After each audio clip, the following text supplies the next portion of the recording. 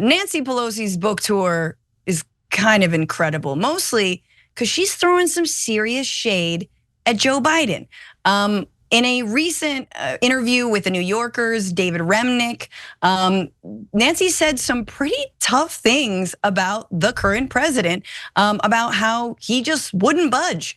And specifically, there was this line that stood out to everybody. She said, quote, "I've never been that impressed with his political operation. They won the White House, bravo. But my concern was this ain't happening. And we have to make a decision for this to happen. The president has to make the decision for that to happen." My Nancy is a little Trumpy, but bravo, you won the White House, but you weren't gonna be reelected. Again, the hard truth that we were all shouting into the void here. This obviously happened after she got sort of pressed about it, and so she finally said that. Hey, don't scroll away. Come back.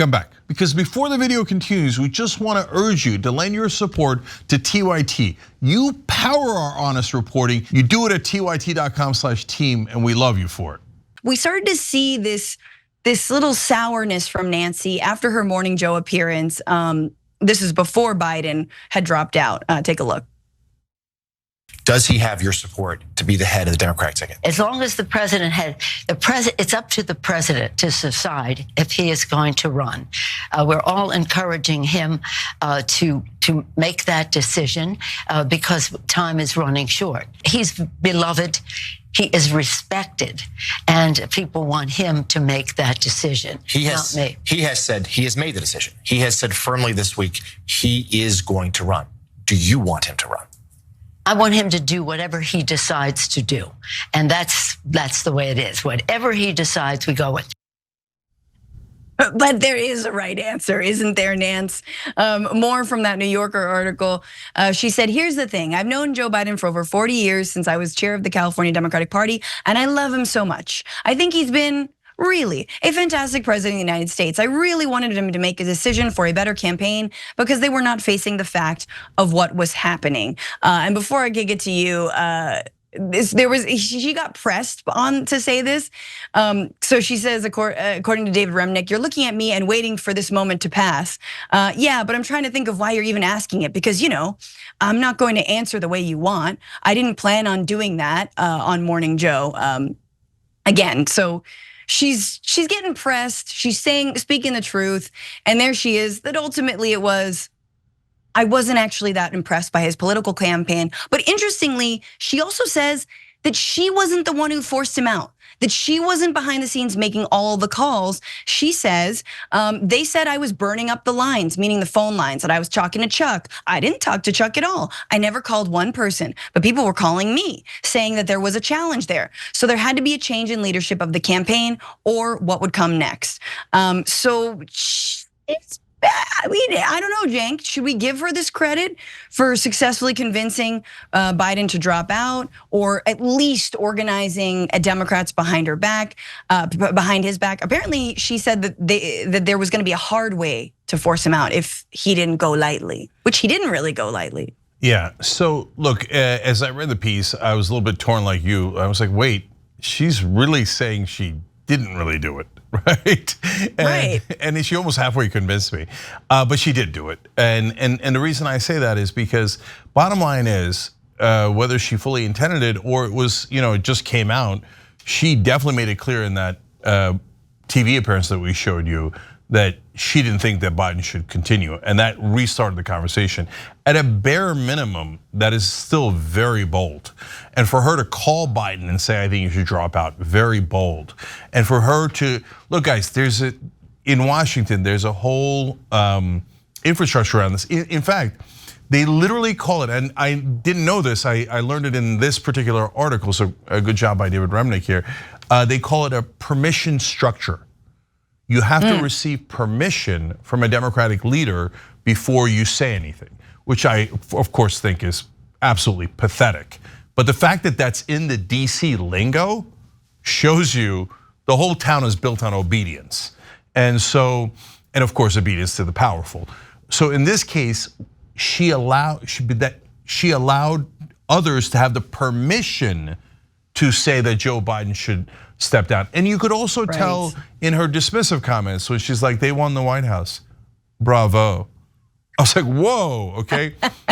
And we showed you a couple of days ago, she said, oh, are we still friends with Joe Biden? I hope so, but I guess he's gonna have to call me and let me know, or you should ask him whether we're still friends. So there's no question that she had an enormous part in this. And by the way, in a good way. So thank you, Nancy Pelosi.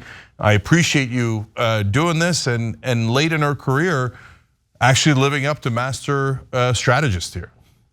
Yeah. She is a tough, you know what? I mean, I'll just say cookie or skunk or whatever like term she would like me to say. She whatever old timey slogan that only she and Joe Biden understand. That's what she is, and I feel like it's worked against progressives. 9 times out of 10, when Nancy Pelosi operates, it's to oust progressives and to like put the cold hot blanket. Wet blanket on their plans. But in this case, it's like, okay, she wants the donor money.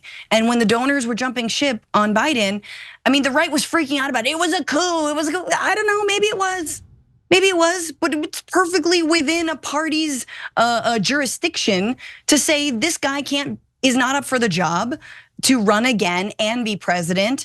And he's gonna lose to Donald Trump. All the polling indicates that. And Nancy Pelosi just wants to win. And so beyond that, I think we disagree with her about pretty much everything, including the fact that she will not relinquish the ability to trade stocks. But on winning, on whether or not we should vote against Trump, we should get Trump out and not risk another Trump presidency, we're all in agreement here. So throw the shade, girl, throw it. Even if, in her Manolos.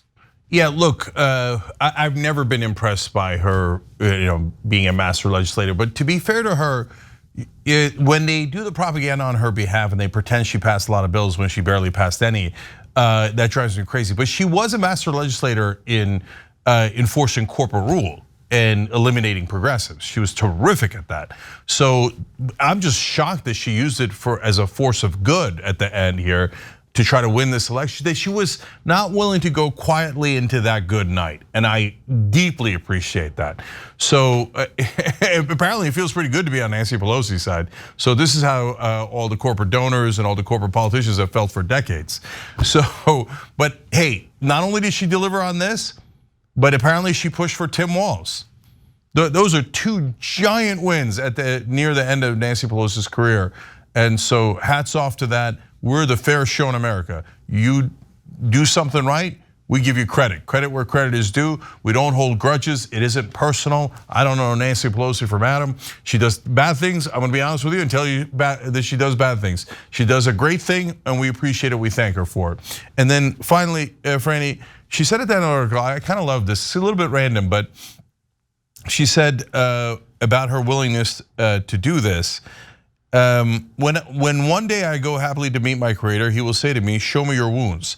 And if I have no wounds, he will say, was nothing worth fighting for. You've got to be proud of your wounds.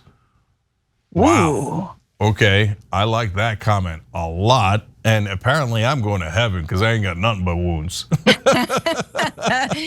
Yeah, she's like, you can't just go walk into heaven with 2 fridge fulls of ice cream. You actually have to have some wounds. Yeah, she's a fighter and not always for the things that we believe in, but in this case, you're absolutely right. Maybe she'll just become full commie, like in her, like remember how Obama, final lap Obama, I used to call him?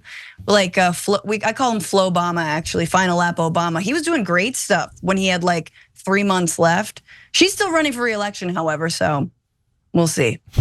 Well, if she keeps going this way, I'm gonna root for her. Exactly. She'll actually, what if she gives us Medicare for all? Like, what if she actually fights for that? Because she's been like, look, the signs, what's her line?